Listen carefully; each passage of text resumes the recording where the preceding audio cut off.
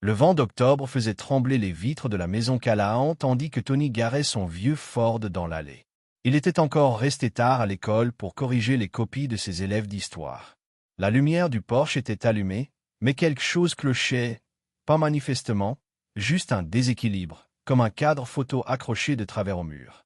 Tony attrapa son sac messager en cuir usé sur le siège passager et se dirigea vers la porte d'entrée. À l'intérieur, il entendait la télévision jouer. À l'étage, Norma devait être dans son bureau, travaillant sur un autre de ses projets de conseil.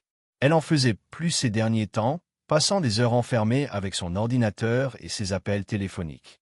Cela s'arrêtait dès qu'il entrait dans la pièce. « Papa !» La voix provenait de la cuisine, à peine plus forte qu'un murmure. Tony trouva son fils de 11 ans assis au comptoir du petit-déjeuner, ses devoirs étalés sur la surface en granit, mais clairement abandonnés. Le visage de Bran était pâle, ses yeux noirs écarquillés, avec une expression que Tony reconnaissait de ses années dans le renseignement des marines.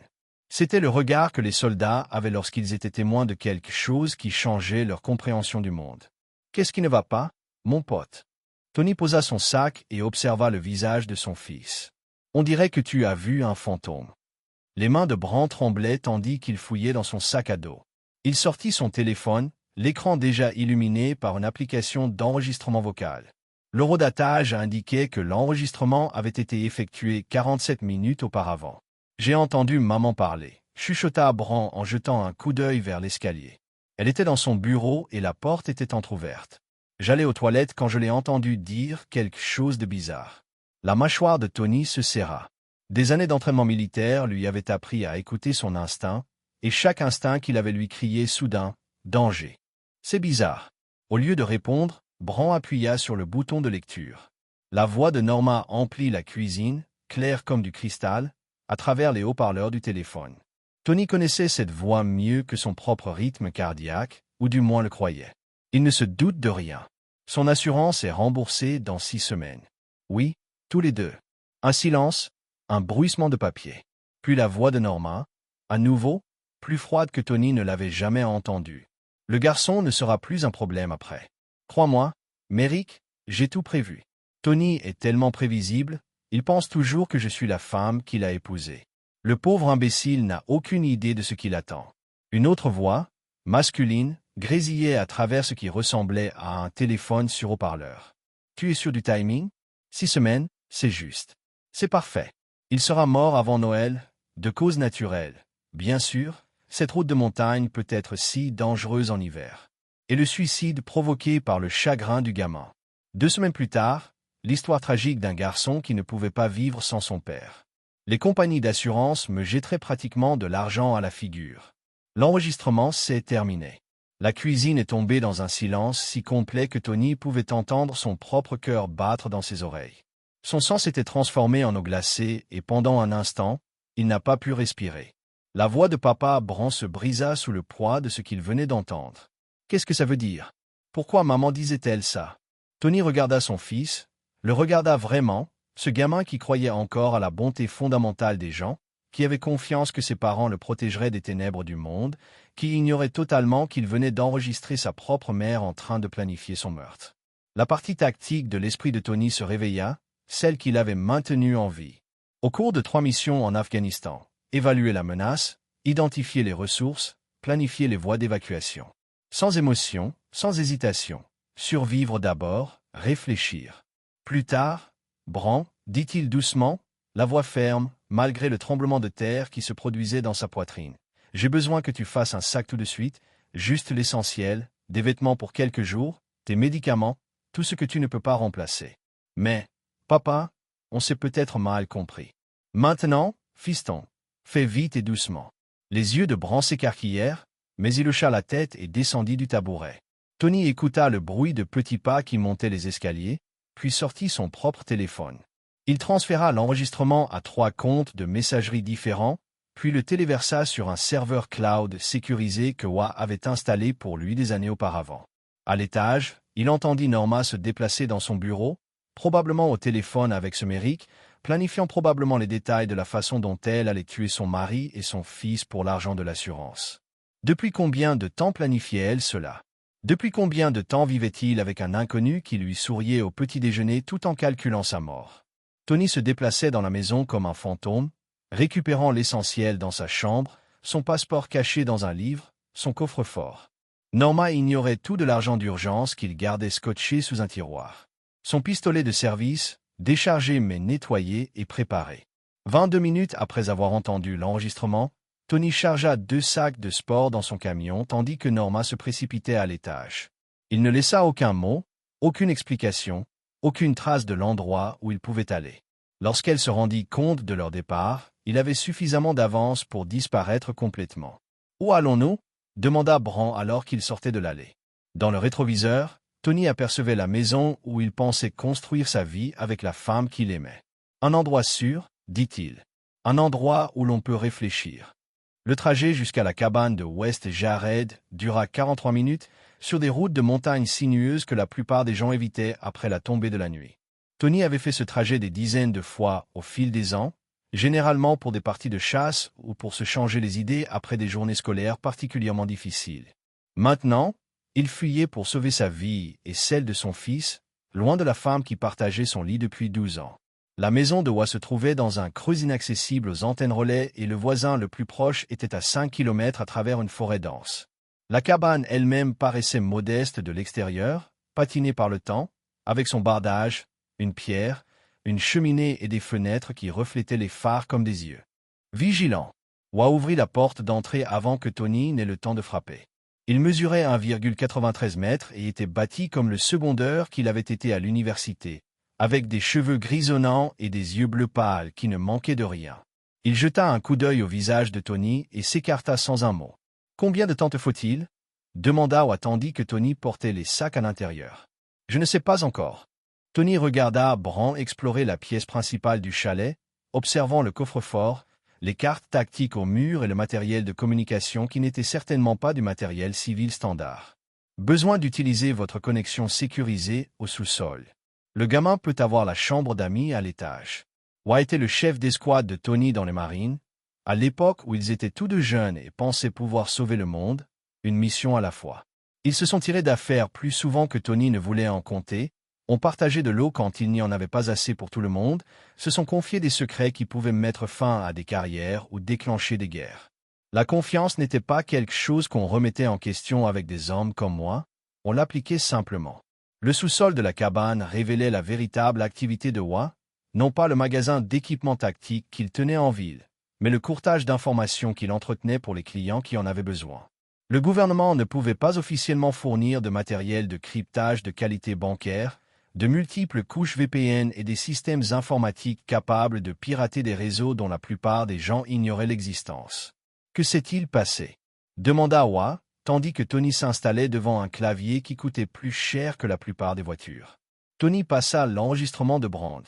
Wa écouta sans commentaire, son visage devenant plus dur à chaque mot. « Jésus-Christ, Tony, ta propre femme, ton ex-femme depuis environ 1 heure. » Les doigts de Tony se déplaçaient sur le clavier, sa mémoire musculaire le guidant à travers les protocoles de sécurité qu'il avait appris dans une autre vie. « J'ai besoin de savoir jusqu'où cela va. » Norma pensait qu'elle était intelligente avec ses mots de passe, mais Tony observait son type depuis des années. Anniversaire, surnom, date d'anniversaire, les gens pensaient toujours qu'ils étaient plus créatifs qu'ils ne l'étaient en réalité. Ses comptes cloud s'ouvrirent comme des pétales de fleurs au soleil, révélant des secrets qui firent se serrer l'estomac de Tony à chaque nouvelle découverte. Police d'assurance vie, compagnie multiple, police multiple, la couverture de Tony, 2 millions de dollars achetés il y a 4 mois via la police de Northwestern Mutual Brand, 1 million de dollars achetés il y a seulement 6 semaines via State Farm. Les 2 polices indiquaient Norma comme seule bénéficiaire. Les 2 ont été achetés avec de fausses signatures qui ressemblaient à l'écriture de Tony, mais qui n'étaient pas tout à fait correctes. Elle a été occupée, marmonna Wa, en lisant par-dessus l'épaule de Tony. Les dossiers financiers étaient pires. Des portefeuilles de crypto-monnaies contenant des centaines de milliers de dollars, des bitcoins, de l'Ethereum et plusieurs devises numériques. Tony ne reconnut pas l'argent qui avait été transféré de diverses sources au cours des 8 derniers mois, tout cela affluant vers des comptes aux îles Caïmans et en Suisse. Un dossier étiqueté « Documents juridiques » fit serrer la mâchoire de Tony. Les papiers de garde étaient déjà rédigés, désignant Norma comme tutrice de l'âme de Brand en cas de décès de Tony. Un testament qui lui léguait tout, avec une signature parfaitement identique à celle de Tony. Quelqu'un s'était entraîné. Et puis le dossier qui lui a glacé le sang, la chronologie finale. Un plan détaillé, conçu comme une opération militaire. La mort de Tony mise en scène comme un accident de voiture sur la route 105, la route de montagne sinueuse qu'il empruntait chaque jour pour aller travailler. Une panne de frein pendant le trajet du matin, un autre accident tragique sur un tronçon de route dangereux. La mort de Bran était prévue pour 2 semaines plus tard, présentée comme un suicide provoqué par le deuil. Un jeune garçon qui ne pouvait vivre sans son père, qui sauterait du pont où son père était mort. Les compagnies d'assurance paieraient, sans aucun doute. Qui soupçonnerait une mère en deuil d'avoir assassiné son propre enfant? Elle a pensé à tout, dit Tony d'une voix caverneuse. Pas à tout, répondit Wa. Elle ne comptait pas sur l'intelligence de l'enfant pour l'enregistrer. Tony a copié chaque fichier sur un disque dur crypté, puis a commencé à télécharger des copies de sauvegarde sur des serveurs sécurisés dans 3 pays différents. Des polices d'assurance pour sa police d'assurance. Vous avez assez de preuves pour la mettre en prison à vie, a déclaré Wa. Pas assez pour garantir une condamnation. N'importe quel avocat digne de ce nom pourrait soutenir que les preuves numériques peuvent être falsifiées. Tony avait déjà 3 longueurs d'avance, planifiant comme l'agent de renseignement qu'il avait été. J'ai besoin qu'elle s'incrimine elle-même. Des enregistrements audio, des preuves vidéo, quelque chose qui montre une intention claire et qui ne peut être écartée comme une manipulation. À l'étage, Bran s'était endormi sur le canapé, encore tout habillé. Tony l'a recouvert d'une épaisse couverture de laine et est resté là à regarder le visage paisible de son fils, ce gamin qui venait de leur sauver la vie, à tous les deux sans vraiment comprendre dans quoi il s'était fourré. Demain, le vrai travail commencerait. Tony a passé la matinée suivante à créer une trace écrite qui survivrait à une guerre nucléaire. Il a gravé les fichiers de preuves sur 6 disques différents, chacun crypté avec des protocoles de sécurité de niveau militaire. Les disques durs ont été envoyés à différents endroits. Un coffre-fort à Asheville sous une fausse identité, un ami marine en Virginie spécialisé dans les disparitions d'objets, un avocat à Charlotte qui s'occupait des dossiers de protection des témoins et 3 autres endroits que même moi ignorais. Paranoïaque, beaucoup, a demandé Wa en lui tendant du café qui pouvait décaper la peinture. Je viens d'apprendre que ma femme, avec qui je suis marié depuis 12 ans, envisage de nous assassiner, moi et notre fils, pour l'argent de l'assurance, a répondu Tony. Je pense que la paranoïa ne suffira peut-être pas.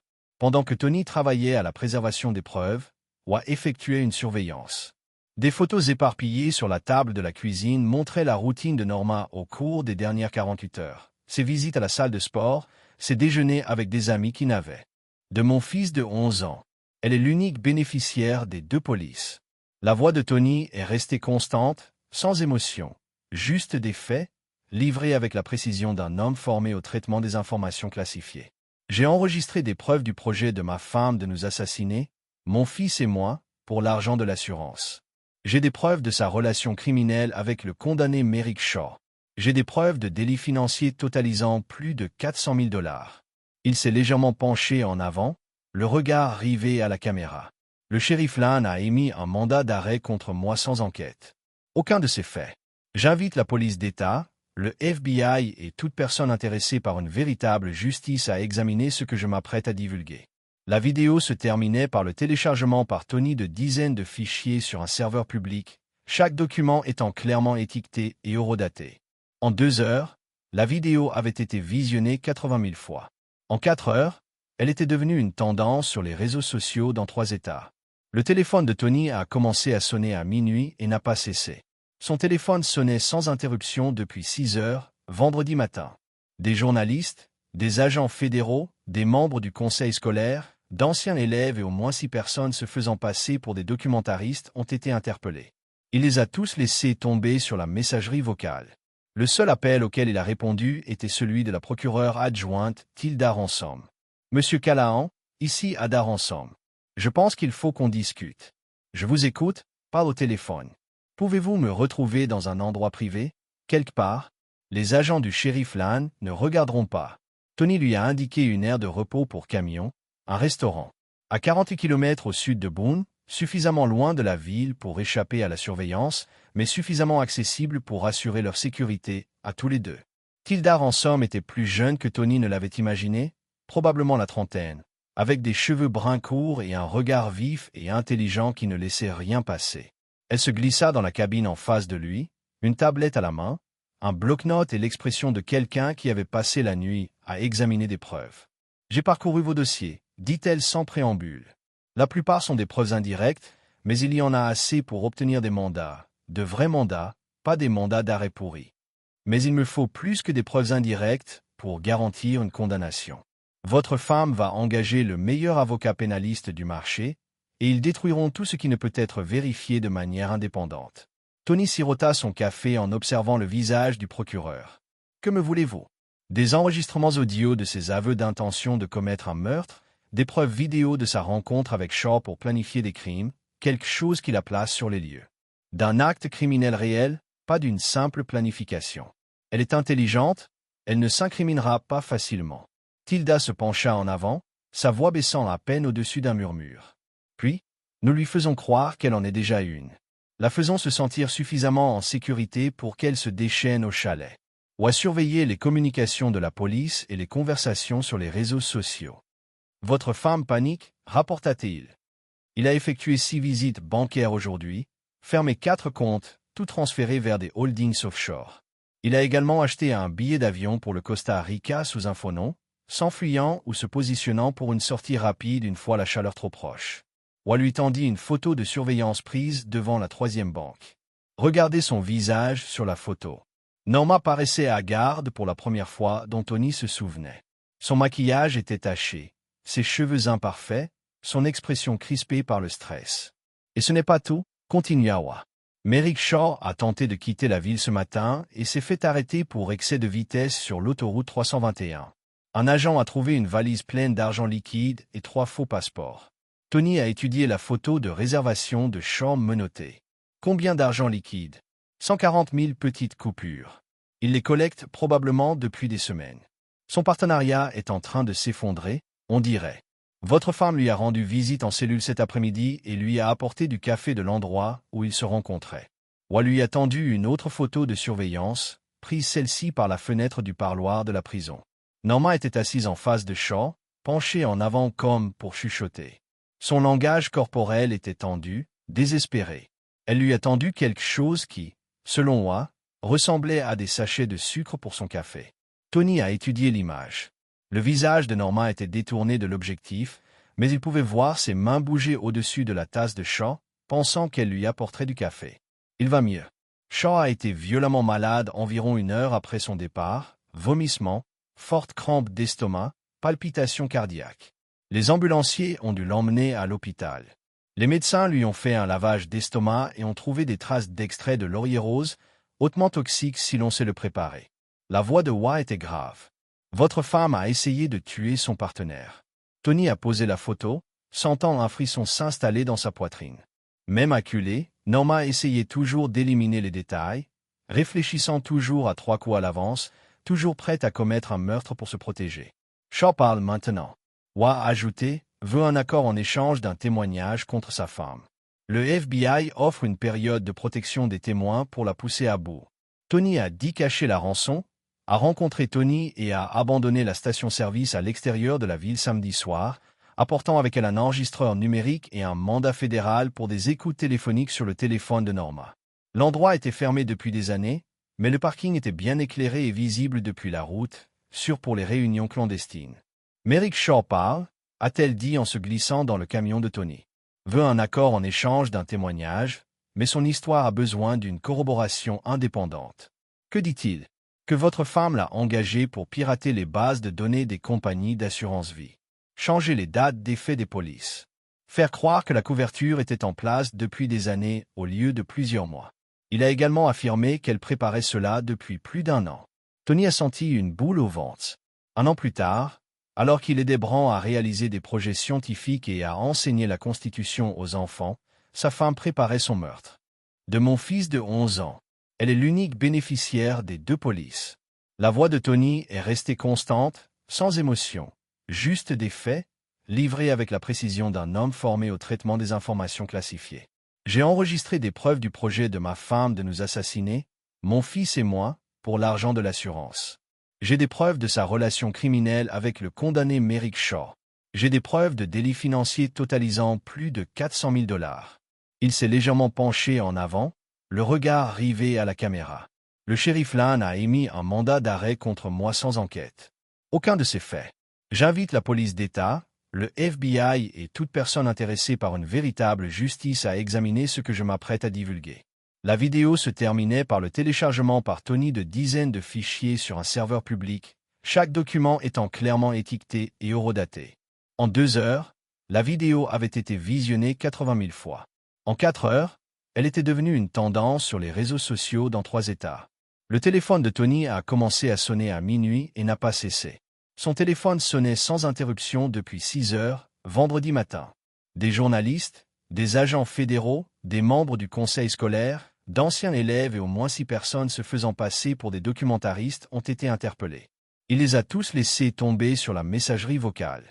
Le seul appel auquel il a répondu était celui de la procureure adjointe Tilda Ransom. « Monsieur Callahan, ici Ada Ransom. Je pense qu'il faut qu'on discute. Je vous écoute, pas au téléphone. Pouvez-vous me retrouver dans un endroit privé, quelque part? Les agents du shérif Lane ne regarderont pas. » Tony lui a indiqué une aire de repos pour camions, un restaurant. À 48 km au sud de Boone, suffisamment loin de la ville pour échapper à la surveillance, mais suffisamment accessible pour assurer leur sécurité, à tous les deux. Tilda Ransom était plus jeune que Tony ne l'avait imaginé, probablement la trentaine, avec des cheveux bruns courts et un regard vif et intelligent qui ne laissait rien passer. Elle se glissa dans la cabine en face de lui, une tablette à la main, un bloc-notes et l'expression de quelqu'un qui avait passé la nuit à examiner des preuves. « J'ai parcouru vos dossiers, » dit-elle sans préambule. La plupart sont des preuves indirectes, mais il y en a assez pour obtenir des mandats, de vrais mandats, pas des mandats d'arrêt pourris. Mais il me faut plus que des preuves indirectes pour garantir une condamnation.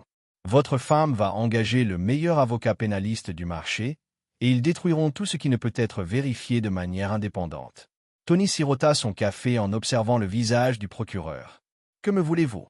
Des enregistrements audio de ses aveux d'intention de commettre un meurtre, des preuves vidéo de sa rencontre avec Shaw pour planifier des crimes, quelque chose qui la place sur les lieux. D'un acte criminel réel, pas d'une simple planification. Elle est intelligente, elle ne s'incriminera pas facilement. » Tilda se pencha en avant, sa voix baissant à peine au-dessus d'un murmure. Puis, nous lui faisons croire qu'elle en est déjà une. La faisons se sentir suffisamment en sécurité pour qu'elle se déchaîne au chalet, ou à surveiller les communications de la police et les conversations sur les réseaux sociaux. Votre femme panique, rapporta-t-il. Il a effectué 6 visites bancaires aujourd'hui, fermé 4 comptes, tout transférés vers des holdings offshore. Il a également acheté un billet d'avion pour le Costa Rica sous un faux nom, s'enfuyant ou se positionnant pour une sortie rapide une fois la chaleur trop proche. Wa lui tendit une photo de surveillance prise devant la 3e banque. Regardez son visage sur la photo. Norma paraissait hagarde pour la première fois dont Tony se souvenait. Son maquillage était taché, ses cheveux imparfaits, son expression crispée par le stress. Et ce n'est pas tout, continua Wa. Merrick Shaw a tenté de quitter la ville ce matin et s'est fait arrêter pour excès de vitesse sur l'autoroute 321. Un agent a trouvé une valise pleine d'argent liquide et 3 faux passeports. Tony a étudié la photo de réservation de Shaw menotté. Combien d'argent liquide? 140 000 petites coupures. Il les collecte probablement depuis des semaines. Son partenariat est en train de s'effondrer, on dirait. Votre femme lui a rendu visite en cellule cet après-midi et lui a apporté du café de l'endroit où ils se rencontraient. Wa lui a tendu une autre photo de surveillance, prise celle-ci par la fenêtre du parloir de la prison. Norma était assise en face de Shaw, penchée en avant comme pour chuchoter. Son langage corporel était tendu, désespéré. Elle lui a tendu quelque chose qui, selon Wa, ressemblait à des sachets de sucre pour son café. Tony a étudié l'image. Le visage de Norma était détourné de l'objectif, mais il pouvait voir ses mains bouger au-dessus de la tasse de Shaw, pensant qu'elle lui apporterait du café. Il va mieux. Shaw a été violemment malade environ 1 heure après son départ, vomissements, forte crampe d'estomac, palpitations cardiaques. Les ambulanciers ont dû l'emmener à l'hôpital. Les médecins lui ont fait un lavage d'estomac et ont trouvé des traces d'extrait de laurier rose, hautement toxique si l'on sait le préparer. La voix de Wa était grave. Votre femme a essayé de tuer son partenaire. Tony a posé la photo, sentant un frisson s'installer dans sa poitrine. Même acculée, Norma essayait toujours d'éliminer les détails, réfléchissant toujours à 3 coups à l'avance, toujours prête à commettre un meurtre pour se protéger. Shaw parle maintenant. Wa a ajouté, veut un accord en échange d'un témoignage contre sa femme. Le FBI offre une période de protection des témoins pour la pousser à bout. Tony a dit cacher la rançon, a rencontré Tony et a abandonné la station-service à l'extérieur de la ville samedi soir, apportant avec elle un enregistreur numérique et un mandat fédéral pour des écoutes téléphoniques sur le téléphone de Norma. L'endroit était fermé depuis des années, mais le parking était bien éclairé et visible depuis la route, sûr pour les réunions clandestines. Merrick Shaw parle, a-t-elle dit en se glissant dans le camion de Tony. Veut un accord en échange d'un témoignage, mais son histoire a besoin d'une corroboration indépendante. Que dit-il? Que votre femme l'a engagé pour pirater les bases de données des compagnies d'assurance-vie. Changer les dates des faits des polices. Faire croire que la couverture était en place depuis des années au lieu de plusieurs mois. Il a également affirmé qu'elle préparait cela depuis plus d'1 an. Tony a senti une boule au ventre. 1 an plus tard, alors qu'il aidait Bran à réaliser des projets scientifiques et à enseigner la Constitution aux enfants, sa femme préparait son meurtre. Shaw affirme également avoir trafiqué votre camion. Tilda a poursuivi, il a coupé les freins le mois dernier. Comme cela n'a pas fonctionné apparemment, vous ne conduisez pas assez souvent sur les routes de montagne. Elle est passée au plan B, le système d'assurance. Bien, faire croire que vous avez kidnappé votre fils en pleine dépression nerveuse. Puis, vous êtes morts tous les deux dans un accident de voiture. En fuyant la police propre, simple et rentable. Tilda lui a tendu un petit appareil de la taille d'une pièce de 25 cents. C'est un traceur GPS, Militarira, étanche et quasi indestructible. S'il vous arrive quelque chose, nous saurons exactement où vous êtes à moins d'1 mètre. Vous pensez qu'elle va réessayer.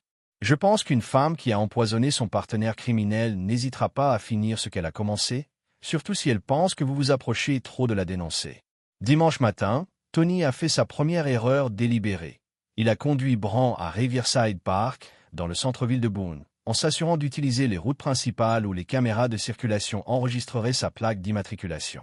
Ils sont restés 2 heures à jouer à la balle avec une balle de baseball usée et à parler de choses normales, père et fils faisant une pause dans le cauchemar. Leurs vies sont devenues normales. Une Lexus argentée est apparue sur le parking 47 minutes après leur arrivée. Elle s'est positionnée à 300 mètres, partiellement cachée derrière un bâtiment de maintenance mais clairement visible pour quiconque savait où regarder.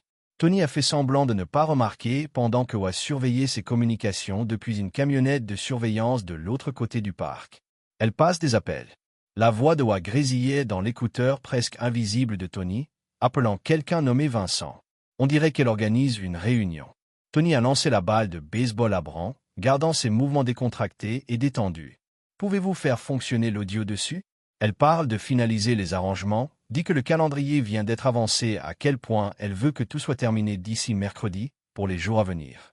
Tony a attrapé le ballon et a ébouriffé les cheveux de Bran, jouant le rôle d'un père insouciant pendant que son esprit parcourait les possibilités tactiques. Il y a quelque temps, mon pote, alors que je retournais au camion, Tony a aperçu le visage de Norma à travers un pare-brise. La femme qui lui avait autrefois souri à travers les tables du petit-déjeuner, qui lui avait tenu la main pendant les films, qui avait pleuré des larmes de joie à la naissance de Bran, l'observait maintenant avec le calcul froid d'un prédateur évaluant sa proie. Lundi soir, Tony a envoyé un SMS à Norma depuis un téléphone jetable. « Ton fils est mort? Je pensais que tu devrais le savoir. » 6 juin, une photo que Wa avait mis 3 heures à créer à l'aide du logiciel de manipulation de photos Militarira. Bran gisant immobile dans ce qui ressemblait à un lit d'hôpital, des machines et des tubes l'entourant, le visage pâle et immobile. L'image était déchirante et totalement convaincante. La réponse de Norma arriva en moins de 3 minutes. Bien joué, moins de responsabilité. Tony fixa l'écran, lisant ces 4 mots encore et encore. La mère de son enfant venait de célébrer ce qu'elle croyait être la mort de son fils et avait qualifié son propre garçon de 11 ans de « responsabilité à éliminer ». Wa jeta un coup d'œil par-dessus son épaule et jura doucement. « Bon sang, Tony, je suis désolé que tu aies vu ça. Ne le sois pas. » La voix de Tony était posée. Maintenant, nous la tenons. L'écoute téléphonique fédérale sur le téléphone de Norma capta son appel à Merrick Shaw, à l'hôpital, 23 minutes plus tard. Bien qu'elle soit sous surveillance policière et encore en convalescence après un empoisonnement au laurier rose, Shaw était suffisamment cohérente pour prendre l'appel. « C'est fait », dit Norma d'une voix claire et froide sur l'enregistrement. Le garçon est parti. Tony va probablement se suicider de chagrin dans la semaine. Et l'enquête? La voix de Shaw était faible mais audible.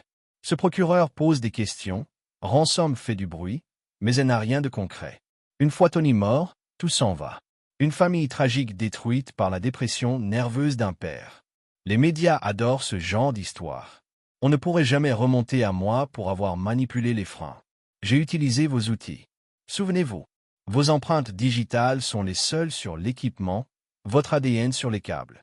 Un long silence au téléphone. Puis la voix de Shaw, amère, réalisant à quel point il avait été manipulé. Vous vous êtes joué de moi, j'ai joué avec tout le monde, chérie. C'est comme ça qu'on survit dans ce monde. C'est comme ça qu'on gagne. Et l'argent? Ma part, quel argent? Vous irez en prison pour le reste de votre vie, mort. Les hommes n'ont pas besoin de compte bancaire. L'appel s'est terminé par des jurons de Shaw et des rires normaux, comme si j'étais dans le fourgon de surveillance fédérale. Devant l'hôpital, les agents se regardaient avec une expression de satisfaction sinistre. Vous pensez que c'est suffisant? Demanda l'un d'eux en souriant à Ada Ransom. Pour la première fois depuis des semaines, plus que suffisant. Mercredi matin, gris et froid, avec une sorte de brouillard de montagne qui transformait le monde en une histoire de fantômes. Norma conduisit sa Lexus jusqu'à un café d'Asheville, à 90 minutes au sud de Boone, pour rencontrer un homme qui prétendait vendre de fausses identités à des personnes devant disparaître. Elle l'avait trouvé grâce à un forum crypté que Shaw lui avait recommandé avant que leur partenariat ne devienne mortel. Les informations d'identification de l'homme étaient vérifiées.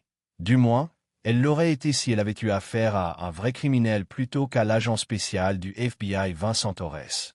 Le café était parfait pour l'opération. Plusieurs sorties, de bonnes lignes de vue et suffisamment de circulation civile pour couvrir la position de l'équipe de renfort dans toute la zone. Norma arriva précisément à l'heure, portant des lunettes de soleil foncées et un manteau noir qui lui donnait l'air d'assister à des funérailles, ce qui, d'une certaine manière, la faisait passer pour son propre agent. Torres était déjà assis à une table d'angle, jouant le rôle d'un faussaire de documents nerveux. Veste en cuir, regard fuyant, le genre d'homme qui trafiquait de faux passeports et de comptes bancaires offshore. « Vous avez besoin de papiers pour l'usure ?» demanda-t-il alors que Norma s'asseyait en face de lui. « Pays de non-extradition », répondit-elle sans hésitation. « Un endroit chaud. J'en ai assez des hivers de Caroline du Nord et je soupçonne qu'ils vont devenir beaucoup plus froids. C'est cher, 50 000 $. Pour un passeport vierge, avec tampon d'entrée et historique de voyage, 20 $ de plus pour les justificatifs. Permis de conduire, carte de crédit, carte de sécurité sociale. » Norma ouvrit son sac à main et en sortit une épaisse enveloppe en papier craft, 70 000 $ en espèces, des billets non séquentiels, comme vous l'aviez demandé. Ce qu'elle ne remarqua pas, c'était le fil de fer scotché à la poitrine de Torres, ni les agents de renfort assis aux tables autour du café, ni le sniper sur le toit de l'autre côté de la rue qui la gardait dans sa mirocar, où elle aurait amené des amis. « Norma Callahan, » dit Torres, sa voix perdant soudain toute trace de nervosité criminelle. « Vous êtes en état d'arrestation pour complot en vue de commettre un meurtre. » Le café explosa dans un chaos contrôlé. Des agents fédéraux surgirent de toutes parts, armes au poing, mais pointés loin des civils. Les clients hurlèrent et se mirent à couvert, tandis que d'autres se retiraient. Téléphone pour enregistrer l'arrestation. FBI, descendez, descendez maintenant. Norma était assise surgelée un instant, l'enveloppe de l'argent toujours dans ses mains, son visage parcourant la confusion, la peur et enfin la rage, alors qu'elle réalisa qu'elle avait été piégée. « Vous avez le droit de garder le silence », a déclaré Torres alors que deux agents se déplaçaient pour la menotter. « Vous avez droit à un avocat. » De l'autre côté de la rue, Tony a regardé à travers des jumelles depuis le siège passager du camion de Wa, son épouse, son ancienne femme, étant lu ses droits tandis que les agents fédéraux ont obtenu la scène. « Sentez-vous mieux ?» a demandé Wa. Tony a baissé les jumelles et a regardé les agents mener Norma vers leur véhicule. Elle avait l'air petite, diminuée soudainement, sans sa confiance et ses mensonges soigneusement construits. Oui, ils ont atteint la voiture. Norma regarda directement le bâtiment où Tony regardait. Pendant un moment, leurs yeux se sont rencontrés sur la distance et Tony pouvait voir ses lèvres bouger. « Tu m'as ruiné ?» elle a bouché. Tony a roulé dans la fenêtre juste assez loin pour que sa voix passe de l'autre côté de la rue. « Non, tu as fait ça le jour où tu avais prévu de enterrer votre fils. » Le palais de justice du comté de Caldwell n'avait jamais organisé une affaire comme les habitants de Caroline du Nord contre Norma. Elizabeth Callahan, Ada, Tilda Ransom a apporté des preuves qui ont rempli 8 boîtes de banquiers et ont besoin d'une équipe de témoins experts pour expliquer les crimes financiers. Tony s'est assis dans la rangée avant de la galerie portant sa meilleure combinaison de charbon à côté de Bran, dans les vêtements qui s'adaptaient correctement. Mais le gamin dormait à nouveau la nuit et avait même commencé à souriant de temps en temps. Un mari abusif s'est entraîné à tuer. La peur d'un homme formé par le United States Marine Corps pour infliger de la violence, un homme qui a disparu avec son enfant et a fait des menaces terroristes contre sa vie. Infiniment plus dévastateur. Les preuves montrent qu'elle a embauché un criminel condamné pour l'aider à mettre en scène leur mort. Pensait que son fils de 11 ans était mort. Elle a célébré la première semaine de témoignage, a établi les dossiers de la banque financière, les politiques d'assurance, les transactions de crypto-monnaie, qui a peint une image de préparation systématique pour le meurtre. Shaw a témoigné mardi, l'air pâle et mince dans sa combinaison orange. Il avait déjà plaidé coupable à des accusations de complot en échange de sa coopération. Mais son témoignage était dévastateur. Elle m'a approché en février, m'a montré les politiques, a déclaré qu'elle avait planifié depuis des mois. Les experts en médecine légale numérique ont expliqué comment Norma avait utilisé l'équipement de Shaw pour pirater les bases de données des compagnies d'assurance. Les analystes financiers ont retracé de l'argent par un dédale de comptes offshore. Les agents du FBI ont témoigné sur les enregistrements d'écoute électronique et la tentative de Norma de empoisonner Shaw. Jeudi était au tour de Norma de témoigner dans sa propre défense. Elle portait une simple robe marine et un maquillage minimal, ressemblant à une mère en deuil plutôt qu'à un meurtrier accusé.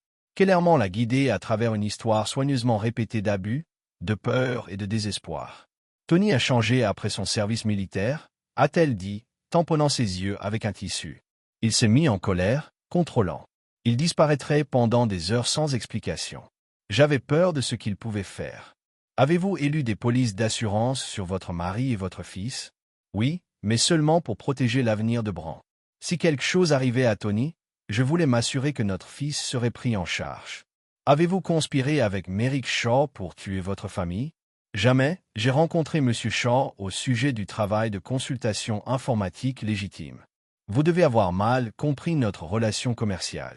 Le contre-interrogatoire de Ransom a détruit la façade soigneusement construite de Norma en 37 minutes. Madame Callahan, elle a commencé à s'approcher du stand du témoin avec une transcription entre ses mains. Vous avez témoigné que vous aviez peur de votre mari. Est-ce correct? Oui. Pourtant, vous avez acheté des polices d'assurance vie d'une valeur de 3 millions de dollars sans le lui dire. Cela ne suggère pas que vous planifiez sa mort plutôt que de le craindre? Kellerman s'est opposé, mais le juge a accordé la question. J'essayais de protéger l'avenir de mon fils. Norma a répété en célébrant sa mort. Ransom a joué l'enregistrement de la réponse textuelle de Norma. Bon, moins responsabilité. La salle d'audience se tut alors que la voix de Norma remplissait l'espace, froide et calculant, alors qu'elle discutait du meurtre de Shaw pour couvrir ses traces. Madame Callahan, avez-vous tenté d'empoisonner Merrick Shaw dans la prison du comté? Je lui ai apporté du café. Il était maladif café à l'extrait de l'oléant, une substance qui l'aurait tué s'il n'avait pas reçu de soins médicaux immédiats. Je ne sais rien du poison. Ransom a produit des photos de scènes de crime montrant des plantes oléanées dans le jardin de Norma, ainsi qu'un manuel de chimie sur les toxines végétales trouvées dans son bureau à domicile. Vous avez étudié la chimie des plantes au collège, n'est-ce pas, Madame Callahan? C'était il y a des années, mais vous vous souvenez suffisamment de savoir que l'extrait d'oléandé est presque indétectable dans le café, n'est-ce pas? Les objections de Kellerman sont devenues de plus en plus frénétiques alors que la rançon démente systématiquement chaque ligne que Norma avait construite. Lorsque Tony a témoigné vendredi matin, la salle d'audience était complètement silencieuse. « Aimez-vous toujours votre femme, Monsieur Callahan ?» Ransom a demandé.